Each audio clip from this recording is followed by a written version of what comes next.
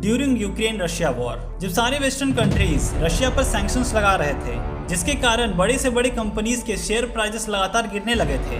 वहीं इंडिया के दो बिलियनियर्स अडानी और अंबानी ने अपने नेट वर्थ में $25 बिलियन और $8 बिलियन का इजाफा किया। आखिर ऐसा क्यों? जब एक तरफ पूरी दुनिया इकोनॉमिकल स्लोडाउन से गुजर रही थी, वहीं दूसरी तरफ इंडिया के बिलियनियर्स के नेटवर्थ इंक्रीज कैसे हो रही थी?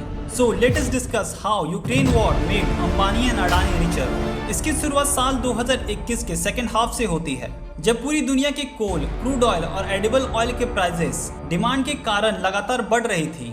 और सोने पे सुहागा तो तब हो जाता है जब रशिया ने यूक्रेन को इन्वेड किया, जिसकी वजह से जो प्राइसेस धीरे धीरे बढ़ रही थी वो अब रॉकेट के स्पीड से बढ़ने लगी। ऐसा इसलिए हुआ क्योंकि रशिया यूरोप को 42% क्रूड ऑयल, 40% गैस और 70% कोल एक्सपोर्ट करता है।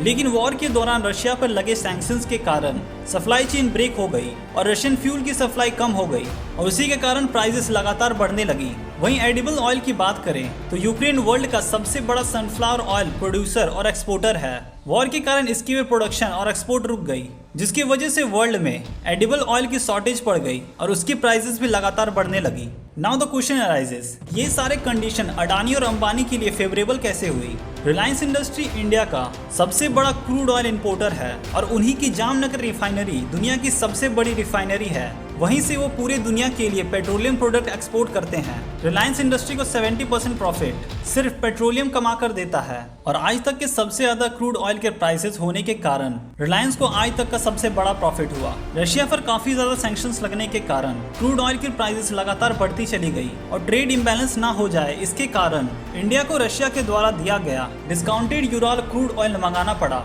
जिसके कारण रशिया इंडिया का 10th लार्जेस्ट ऑयल एक्सपोर्टर था मार्च तक, वो अप्रैल तक आते आते 4th लार्जेस्ट एक्सपोर्टर बन गया। According to the data of petroleum planning and analysis cell, Indian refineries ने इस साल मार्च में 2.37 मिलियन टन डीजल एक्सपोर्ट किया, जो कि अप्रैल 2020 के बाद से सबसे ज्यादा है। वहीं पेट्रोल की बात करें तो इंडिया ने 1.5 मिलियन टन पेट्रोल एक्सपोर्ट किया, जो कि बीते 5 सालों में हाईएस्ट है।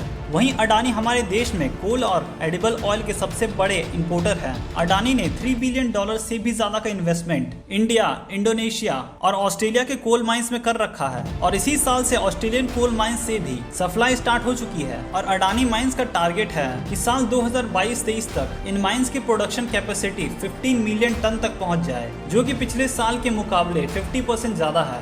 नए प्रोडक्शन और प्राइस हाइक के कारण अडानी इंटरप्राइजेस को 30% का प्रॉफिट जंप मिला। अडानी वॉलमार, जो कि 50-50 वेंचर है अडानी ग्रुप्स और वॉलमार ग्रुप्स के बीच। वॉलमार जो कि एक सिंगापुर बेस्ड कंपनी है, इस कंपनी ने 46% का प्रॉफिट रजिस्टर किया साल 2021-22 में, जिसमें से लगभग 80% प्रॉफिट सिर्फ एडिबल ऑयल से आई। इंडियन एडिबल ऑयल मार्केट में अडानी वॉलमार का मार्केट शेयर 20% है, जो कि फॉर्चून के नाम से है। अडानी और अंबानी ने आने वाले डेकेड्स में $142 बिलियन इन्वेस्ट करने का प्लान किया है ग्रीन एनर्जी फील्ड में, जिससे कि वो अपने डिपेंडेंसी कोल और पेट्रोलियम से शिफ्ट कर सके। और आप क्या सोचते हैं इन सब के बारे में? Let me know in the comment section.